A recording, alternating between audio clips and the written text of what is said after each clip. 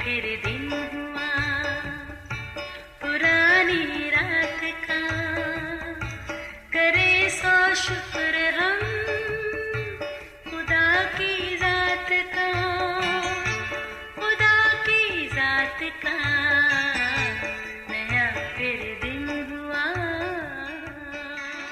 आज की आयत। यीशु ने उनसे कहा कि जो तुम में बेगुनाह हो वही पहले उसको पत्थर मारे। यूहन्ना 8:7 आयत। अजीज़ों, मुश्किलात हमारी ज़िंदगी का हिस्सा हैं जो हमें मजबूत और बाहिम्मत बनाने में अहम किरदार अदा करती हैं। अगरचे ऐसे हालात पर बात करते हमारा दिलो दिमाग बोझिल सा हो जाता है, मगर कुछ आसानियाँ ऐसी भी हैं कि फिर भी हमारा दिलो दिमाग बोझिल ही रहता है।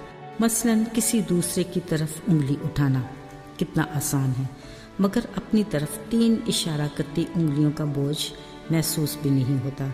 यूं ही इल्ज़ाम लगाना कितना आसान है, पर अगर हम में ज़रा सा भी ज़र्फ हो तो एहसास होगा कि इसका बोझ भी हमारे ही ज़मीर पर आन पड़ा है। अजीज़ों, शुक्र खुदा का जिसका कलाम मुकम्मल ज़ाब्ता-ए हयात है, जो हमारी ज़िंदगी के हर पहलू पर न सिर्फ आगाही देता है बल्कि रहनुमाई भी करता है। इंसानी फितरत में ऐबजोई करना एक मामूली बात समझी जाती है, मगर इसके असरात बहुत बड़े और इंतहाई गहरे हैं। खुदावंद फरमाते हैं, ऐबजोई ना किया करो, क्योंकि अगर तुम करोगे तो तुम्हारी भी वैसी ही ऐबजोई होगी, और ये कि जिस पैमाना से तुम दूसरों के लिए नापते हो तुम्हारे लिए भी वैसा ही नापा जाएगा। इस बात में भी कितनी सदाकत है कि हमें अपने भाई की आंख का तिनका तो दिखाई देता है, मगर हम अपनी आंख के शतीर पर गौर नहीं करते। इस बारे में कलाम के अल्फाज इंतहाई सख्त हैं। लिखा है, आए रियाकार, पहले अपनी आंख से शतीर निकाल, फिर तो अपने भाई की आंख से तिनके को अच्छी तरह निकाल सकता है। अजीज़ों, ये बातें इंतहाई गौर तलब हैं, सोचिएगा ज़रूर। एक दिन यीशु मसीह सुबह सवेरे ही हैकल में आकर लोगों को तालीम देने लगे। उसी लम्हे फकी फरीसी एक औरत को लाए जो ज़िना में पकड़ी गई थी। कहने लगे, आए उस्ताद, तू इस औरत के बारे में क्या कहता है? तौरेत में तो मूसा ने ऐसी औरत को संसार करने को कहा है। दिलों का जानने वाला बखूबी समझता है कि उसका निशाना औरत नहीं, वो खुद थे, ताकि उन पर इल्ज़ाम का कुछ सबब निकाला जा सके। अब हर कोई अपने हाथ में पत्थर थामे कभी यीशु को तो कभी उस औरत को देख रहे थे, मगर जो यीशु ने कहा और जो उन्होंने किया वो उनकी सोच में भी ना था। वो झुके और अपनी उंगली से ज़मीन पर कुछ लिखने लगे। ऐसे में मज़हबी लीडरों की बेचैनी काबिल दीद थी। उन्होंने कहा, तुम में जो बेगुनाह है वो पहले पत्थर मारे। ये कहते वो फिर कुछ लिखने के लिए झुके। अभी यीशु का इतना कहना ही था कि हर कोई अपना पत्थर फेंक कर वहाँ से निकल गया। अब वहाँ यीशु और उस औरत के सिवा कोई नहीं था। यीशु ने औरत से कहा, क्या किसी ने तुझ पर हुक्म लगाया? जवाब मिला, नहीं।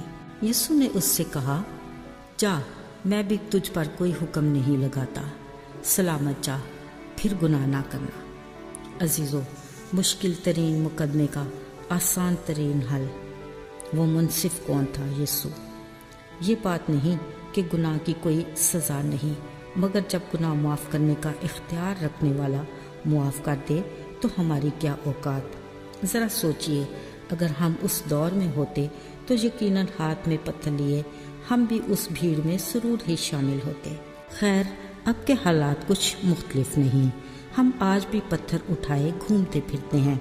वो लोग तो पत्थर फेंक कर निकल गए, मगर हम तो अपने गुनाहों को मानते भी नहीं, बल्कि पत्थर मारने को हर वक्त तैयार रहते हैं। अजीज़ों, याद रहे, आदिल मुनसिफ आज भी वही खुदा है जो हमारे गुनाहों की लंबी फहरिस्त को लिखने की बजाय अपने बेटे यीशु के लहू से मिटा रहा है और बड़ी मोहब्बत से कहता है कि मैंने तेरी खताओं को घटा की मान और तेरे गुनाहों को बादल की मानत मिटा दिया है। अजीज़ों, यीशु के इस अजीम कुफारे की बदौलत हम पर कोई सज़ा का हुक्म नहीं और ना ही कोई पत्थर उठाए हमारे पास खड़ा है। इस ईमान में कायम रहकर हमें किस कदर खुदावंद के शुक्रगुजार होना चाहिए। سزا جزا کا اختیار جس کا ہے اسی کے پاس رہنے دے۔ آئیے اس کے بڑے فضل کی بدولت دوسرے کے لیے اپنے ہاتھ میں اٹھائے پتھر کو نیچے پھینک دیں۔ آئیے دعا کریں۔